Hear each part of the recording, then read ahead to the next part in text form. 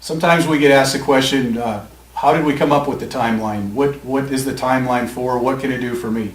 And that's the purpose of this video. So I'm going to do a little conversation here with Bob, and he's going to explain the logic behind the timeline and how we got to where we are today, and how, quite honestly, how it can be beneficial to you. So Bob, tell us, where did the timeline come from, and how did we get to where we are today? Well, Tommy, it all began when I was introduced to Dr. Jones's terrific work, where he investigated in more detail than anybody has ever done on shotgun patterns. And I managed to get a hold of his book, which is this book right here. And it's about 300 pages long. And believe me, it isn't a read that you would do that was fun, okay? You have to be of an engineering mindset really to appreciate what he's really done in this work. And just a little background on that, it took him 7 years in order to come up with this data. This data is just really powerful if you take the time to understand it. So I actually spent about 3 months, I guess, probably every night after I finished supper, I'd sit down in my easy chair and pick up this book again and start to read some more, because I couldn't comprehend it all at once. Yes, some things in the beginning were very easy, but other things got to be pretty complicated, and I found myself making notes in the back of my book as to what was where, and I'm paging between a chart here and another chart over here and trying to get this all to come together, because I was trying to get it in my mind to bring it together so it was something that I fully understood, and it wasn't, that easy to do. Well, what he had done is he had taken 2 years with a friend of his where they created some software that would allow you to do the following. You could take a shot at a piece of cardboard, a piece of white paper, whatever, and then take a digital picture of that, and then, believe it or not, input that digital picture into his computer program. And then, once it was input with perfect accuracy into the computer, then they started massaging the data around. And as I spent more time reading about this, it became very apparent to me that there's only one thing that is always the same with shotgun patterns. And that is, at the center of every pattern, you have the highest density per square inch. Now that may not seem very significant to start out with, but it's really telling us that even though we've heard in the industry that some people have shotguns that shoot an even distribution of pellets across a wide area, this book is really saying that isn't true. That can't be proven by taking a lot of shots. Okay, so once you get to that point, then basically, after I learned all about this and got really feeling comfortable with it, then it turned out that on his website, Dr. Jones has something that he called a pattern optimizer.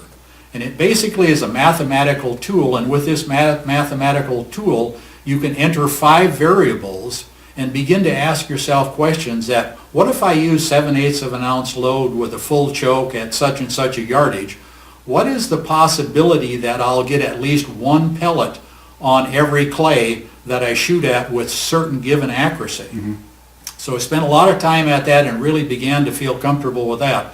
And now I'm just going to kind of jump to the end, which is I came to the following conclusion. For a trap shooter, American ATA trap shooter, if you use a full choke, if you use 1 1/8 ounce of lead, if you shoot the target by the time it gets to 33 yards, then basically there's a 100% chance that you'll get at least 1 pellet on every target if you do one thing, and that is that your center of your pattern is never more than 7.5 inches from dead center.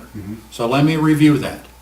So there's a yardage thing there that's very, very important. So if you use 1 1/8 ounce with a full choke, with an accuracy of 7.5 inches, up to 33 yards, you can break every target or at least get 1 pellet on every target. And is that with 7.5, 8s, 8.5s? What? No, it varies with each one because the number of pellets is what, this is a mathematical game. So the more pellets that you have, the better chance that you're going to get at least 1 pellet on it with a pattern that's variable. All right? And so, with number 8s, that distance is 33 yards. If you go to 7.5s, that distance becomes 31 yards. All right, now, how does that relate to me, and why did I come up with this idea of a timeline? Because as I began to understand this, I also began to realize why was it impossible for me to ever have an average of more than 97%? The reason was, I'm just by nature a slower shooter. I typically find that I shoot at 38, 39, and 40 yards. That's what feels right to me. And nobody in the industry has ever told me that that was a disadvantage to me. Right. So this is kind of a shocking revelation. The data in here is mathematically saying that, Bob, if you don't get the shot off by 33 yards, there's a chance between 33 and my 38, 39, and 40 yard area that there's going to be a hole in my pattern exactly where that little clay 4 inches wide and 1 inch high is located. And so I'm going to, on occasion, miss a target, not because I didn't point within 7.5 inch accuracy, Right. but because I was just shooting too slow. Right. So now that left me with the following thing that I had to decide for myself. Am I happy continuing to shoot the same way that I've always shot and never be able to have an average of higher than 97 because 3 targets were slipping through every time, even if I shot perfectly? And did I like the fact that the guy standing alongside of me, who was naturally a faster shooter, had the opportunity to break 100% of the targets? So yeah, Tom, what I'm really saying to you is, if you don't shoot by 33 yards, most of your score is based upon your skill, but some of your score is based upon that day, how lucky or unlucky you were. Right. All right. So I thought for a long period of time, how can I solve it? What could I do to teach myself to shoot faster? And at 38, 39 yards, how long is that in time for that? That's about 1.2 to 1.3 seconds. Right. All right. Okay. And this 33 yard limit on a straightaway is like 0.8 of a second, and on the hardest angles on 1 and 5, it's more like 0.9 of a second. So that's kind of a big jump. How can I teach myself to go from 1.2 and 1.3 to 0.8 to 0.9? You know, for a guy who's been shooting that slowly all of these years, it was like, hey, this is almost scary stuff. I'm out of control. And you're not in your 20s or 30s where No, natural reflexes are fast anyways. That's exactly right. So as I thought about it more, I knew enough about trap targets, which is every trajectory on a trap target, every trajectory is exactly the same, irregardless of the direction that it's being pointed, because the trap thrower is sitting on a platform that is tilted back at basically about 17 degrees, and it's going back and forth like this to create lefts and rights and so forth. But when launched, the vertical trajectory on every target is exactly the same. Now, how could I express that in a different way? I'll express it this way. At 0.7 of a second down every trajectory, if you were in a huge, like say a airplane hangar, where there was no wind, and you could put some wires across at certain heights above the ground, every clay at 0.7 of a second would be exactly at the same height inside of this hangar. All right? Well, that gave me the idea that I'll bet you then on the dry fire wall, every target is approximately the same height on the wall when it's the same distance away. So the timeline is a way of putting a mark across the wall that tells you, the shooter, that when the clay arrives at that mark, it is 33 yards away. So I then created my first timeline. So what I did is I took the dry fire software and I plotted where a target was, what height it was on the wall, on a hard left on station 1, then a hard left on station 2, a hard left on 3, a straightaway on 3, a straightaway or a hard right on 3, a hard right on 4, and a hard right on 5. And then I connected those lines together with a blue piece of tape. All right. Now what that then was saying was, irregardless of the station I'm standing on or the target angle that I'm calling for, when that target gets at that blue line, that tells me it's 33 yards away. So then I coupled that along with something that you and I had invented a little bit earlier, which was slow motion. So what did I do? I actually did the following. I spent 1 week retraining myself on station 4 alone. I stood on station number 4, and on my first day of practice, which was going to be 200 targets, I started out with a target speed of 50%, half speed. All right? Now, it was only going to give me a hard left or a hard right as viewed from station number 4, And so my goal was mount the gun, call for a target, didn't know if I was going to get the left or the right, but move like a robot and break the target just as it got to the blue line. And so that was my first 25 targets. And then that day I went on to 7 more groups of 25 targets where I kept adding target angles, and we kept the target speed at 6.5, I believe half speed for the entire day. And now all I'm doing is shooting the targets like normal, trying to be as accurate as I can, but always breaking them at a certain point in the sky effectively. All right? Which is on the piece of tape. Which is on the piece of tape, yes. So then on the second day, I basically continued on in that process, and over a 5-day period, shooting 200 targets a day, working from the slow half speed to 6/10 to 7/10 to 8/10, and by the time I was on the 5th day, I was at full speed, but I was still breaking those targets on that blue line. So because of the fact that you were going incrementally, it didn't seem like all that overwhelming. Obviously, at half Exactly. speed, that's not a problem to break it because you've got plenty of time to get there. But as you gradually went from 50 to 60, it's a little bit faster, but it's still easy to do. So even as you got closer to 100%, did you still find that you were able to break the targets on the line? I could still break the targets on the line. Yes, they felt faster. Did I feel a little bit more out of control than what I had been doing for 20 or 30 years before? Yes, a little bit. But it wasn't an impossible task.